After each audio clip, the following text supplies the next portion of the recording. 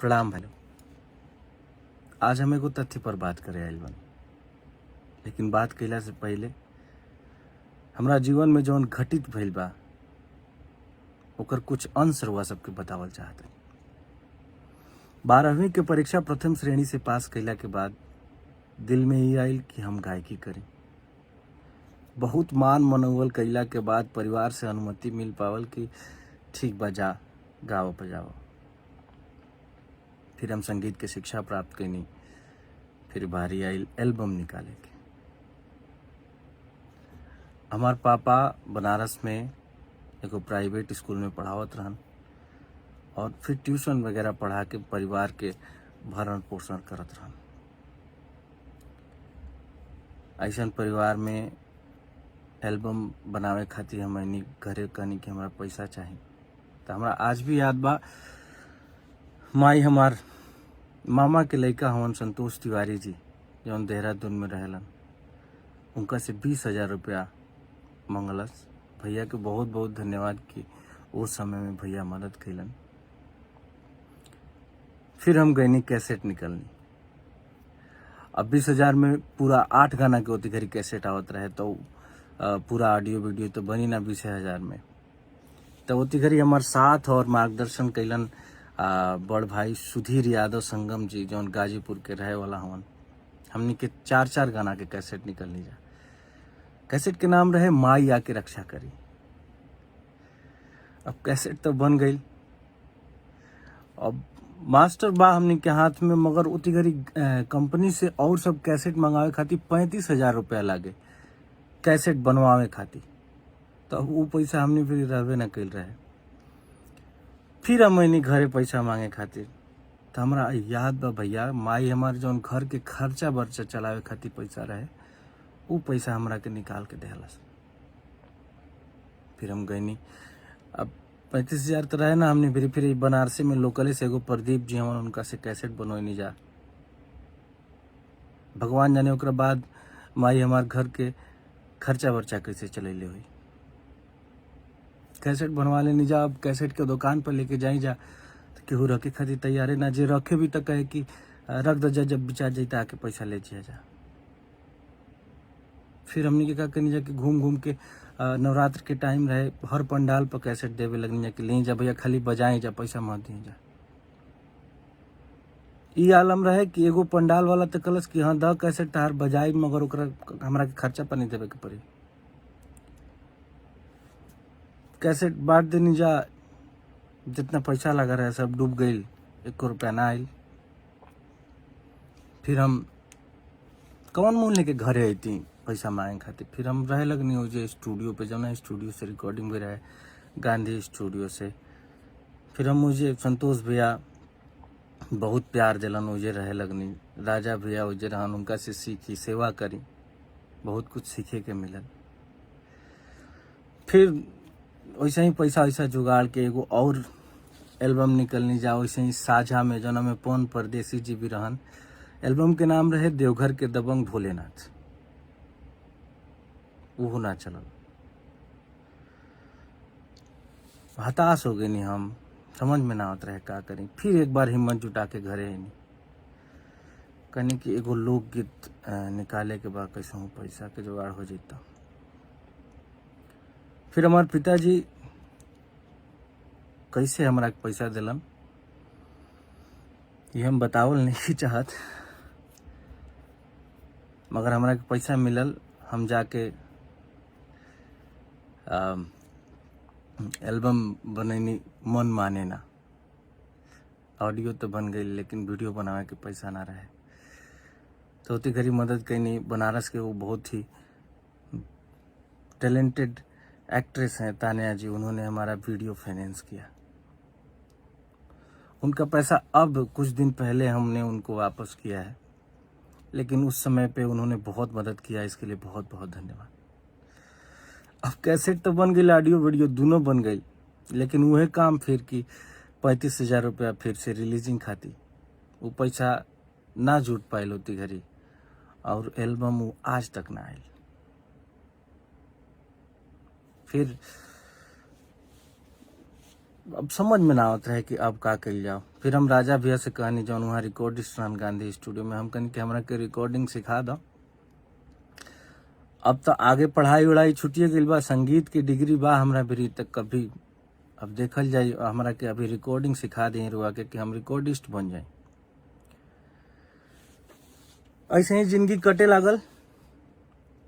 तो फिर अचानक से एगो गाना आयल रहे जौन के नाम रहे शीशे का था दिल मेरा, बहुत वायरल भेल रहे गाना। तो हम वो गाना लेके, पैसा तो रहे ना हमारा फिर, वो गाना पर एगो भोजपुरी गाना लिखनी हम जौन के नाम रहे लप लप करे कमरिया दिलवा में का दो होला का तू जान लेबू। अब इतना लगातार असफलता के बाद लोग ये कहल हमरा से कि बाबू भोजपुरी में अगर नाम करे के बाद तो थोड़ा बहुत अश्लील इन द सेंस कि थोड़ा चटक पटक गाना गावे के पड़ी। हम कहनी ठीक बा। वो गाना लेके गईनी हम, आशीष वर्मा भैया नया नया स्टूडियो खोले रहन गरीब बनारस में तेलिया बाग में। हम गईनी भैया बेरी कहनी कि देखी भैया पैसा हमरा भी नहीं खे, मगर ए पर हम गाना गावल चाहते नहीं। भैया के बहुत बहुत धन्यवाद कि भैया कलन कह रहे पैसा कही हो चला गवा तनी। भैया ट्रैक बनैलन, गाना गवैलन हमरा के, गाना अच्छा लागे लागल। का तू जान लेबू का तू परान लेबू। फिर का कहनी हम कि वो तिगरी चिप के जमाना रहे, डाउनलोडिंग सेंटर रहे हर बाजार में। तो हम पेन ड्राइव में गाना लेके हर जगह हर डाउनलोडिंग सेंटर पर घूमे लगनी और कहीं कि भैया ये केहू भी आई ना तो ओकरा मोबाइल में डाल दे। बहुत जगह हमने के जाके देनी जा गाना धीरे धीरे रिस्पॉन्स के अच्छा लागे लागल लोग के, लोग धीरे धीरे जाने लगल। वही क्रम में हमार मुलाकात अखिलेश शर्मा जी से भइल, ऋषभ मिश्रा जी से भइल, धीरू यादव जी से भइल। धीरे धीरे लोग बहुत सपोर्ट कई। फिर गाना आयल, सतीश राय जी ने बहुत सपोर्ट किया। फिर गाना आयल कि करुआ तेल, लोग बहुत ज्यादा प्यार दुलार आशीर्वाद दिलस। फिर रउआ सबके प्यार दुलार आशीर्वाद के बदौलत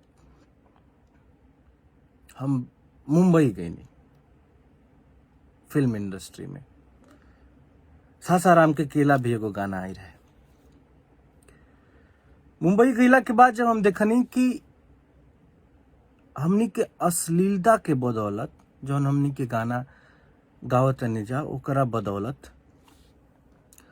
भोजपुरी के बहुत शर्मिंदगी के सामना करे के पड़ता हमनी के खुद के बाहर के इंडस्ट्री में। जैसे मुंबई गईला के बाद भोजपुरी नाम सुनते तो कैसे ऐसे नाक सिकोड़ लसन भोजपुरी में काम करते हैं। तब हमरा समझ में आई कि जब हमार भगवान स्वरूपी जनता हमके इतना प्यार दुलार आशीर्वाद दे के एजा मुंबई तक भेजले बा, तो हमार दायित्व बनता कि एकरा के सुधार के दिशा में कुछ कार्य कल जाओ। ओ दिशा में फिर भैया हमरा मन में इजागल कि हमनी के धीरे धीरे ही क्रमिक ही लेकिन सुधार के आवश्यकता बा। हमनी के गाना बनेनी जा दर्द दिल के एल्बम के नाम रहे। कैसे कि बहुत दिन से कोनो सैड सॉन्ग उती घड़ी जब हमारी दर्द दिल के एल्बम आई रहे उती घड़ी इंडस्ट्री में ना आई रहे। बहुत पहले पवन भैया के एगो गाना आई रहे जौना के नाम रहे पवन की सच्चाई, जौना में गाना रहे सनैया लगावल बहुत बात नहीं खे। ये गाना सुन के हमनी के गावे सीखी जा। तो हमारा ये समझ में आई कि एगो सैड सॉन्ग के पूरा एल्बम कल जाओ। तो जौना के हम नाम रहे दर्द दिल के हमनी के कनी जा, जौना में जाए चंदा तीर हमरा करेजवा के पार हो गई, मुझे दर्दे दिल का पता न था, और बहुत सारा सैड सॉन्ग रहे। यदि छोड़ के तू जइबू ए जान दीवाना तो हर मर जाई हो, नींद अखिया से चैन दिल से जब लुटा जाई, प्यार के कितिया जुदाई में केहू का गई। ई गाना जब आइल जाए चंदा के स्पेशली बहुत ज्यादा प्यार दुलार आशीर्वाद मिलल। दिल में हिम्मत जागल कि ना बढ़िया गाना भी बाज सकेला, बढ़िया गाना भी चल सकेला।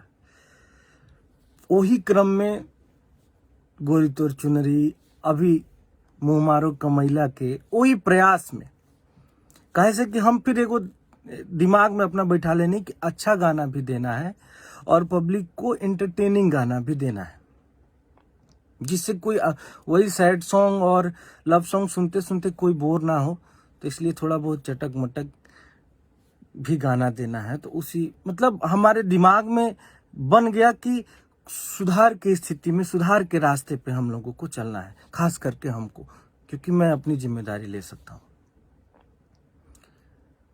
उसी क्रम में गाना मुँह मारो कमैला के अभी एक पूर्वी बयरिया हमारा गाना आया था, मजा मिली नहीं ऐसी न कुलरिया में जौन रानी जौन मजा पूर्वी बयरिया में। भैया लगातार म्यूजिक, यूट्यूब के म्यूजिक सेक्शन में लगातार वो गाना 27 दिन तक ट्रेंड किया।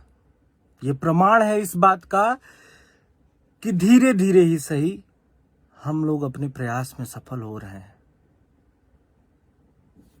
मानसिकता, एक समय पे जब मैं असफल हो रहा था तो मेरे दिमाग में आया कि जब तक मैं अश्लील नहीं गाऊंगा तब तक मेरा कुछ नहीं हो सकता है, मैं नाम नहीं कर पाऊंगा। मैं ये चाहता हूं कि हमारी आने वाली जो पीढ़ियां हैं उनमें ये मानसिकता ना जाए, उनमें ये मानसिकता जाए कि अच्छे गाने गा के वो नाम कमा सकते हैं भोजपुरी इंडस्ट्री में। इसी प्रयास में मैं हूं, आज भी इसी प्रयास में हूं कि अच्छे गानों का बोलबाला हो भोजपुरी इंडस्ट्री में। और हम धीरे धीरे सफल हो रहे हैं हम लोग, और इसके लिए संगठित रूप से प्रयास करना पड़ेगा, हम लोगों को एकजुट होकर प्रयास करना पड़ेगा। आज के डेट में अश्लीलता के खिलाफ बहुत सारा मुहिम मैं देख रहा हूँ। जनता जंक्शन है, दो भाई हैं हमारे, मगहिया जवान करके आईडी है उनकी, हमने देखा उन लोगों ने अश्लीलता के खिलाफ मुहिम छेड़ रखा है, बहुत अच्छा लगा। उन भाइयों ने हमारे ऊपर भी वीडियो बनाए हैं, हमारे पुराने गानों को लेके हमें कुछ अपशब्द भी कहे हैं, लेकिन हमें बुरा नहीं लगा, क्योंकि अगर अच्छाई का श्रेय हम लेते हैं तो बुराई की भी जिम्मेदारी हमें लेनी ही पड़ेगी। लेकिन उन भाइयों से ना इतनी सी थोड़ा दुख लग गया कि वो हमारे पुराने गानों को उठा के हमें अपशब्द तो कह दिए, लेकिन फिर उसके बाद हमारा लक्ष्य नहीं देखे, किस सोच को लेके हम आगे बढ़ रहे हैं, इस बात को वो समझ नहीं पाए। शायद उनकी इतनी समझ नहीं है। फिर भी मैं अपने भाइयों से, और जो भी अश्लीलता के खिलाफ एक मुहिम छेड़े हुए हैं, उन सभी भाइयों से मैं हाथ जोड़ के एक निवेदन करना चाहूंगा कि अगर आप भोजपुरी के अश्लील गानों के ऊपर वीडियो बनाते हैं, उसके खिलाफ बोलते हैं, तो भोजपुरी में जो अच्छे गाने आते हैं उन्हें भी प्रमोट करिए। क्योंकि आप जो वीडियो बनाते हैं भोजपुरी इंडस्ट्री के बाहर के भी लोग देखते हैं। तो अगर आप सिर्फ और सिर्फ अश्लील गानों का ही वीडियो बनाते रहेंगे तो लोग, बाहर वाले लोग क्या सोचेंगे कि भोजपुरी में सिर्फ और सिर्फ अश्लीलता ही है। तो इसलिए आप लोग से कह रहे हैं कि आप अच्छे गानों का भी वीडियो बनाइए, ताकि लोगों को पता चले कि भोजपुरी में अच्छे गाने भी आते हैं। दो शब्द मुँह मारो कमैला के लिए भी बोलिए, दो शब्द पूर्वी बयरिया के लिए भी बोलिए। इतना ही रिक्वेस्ट है।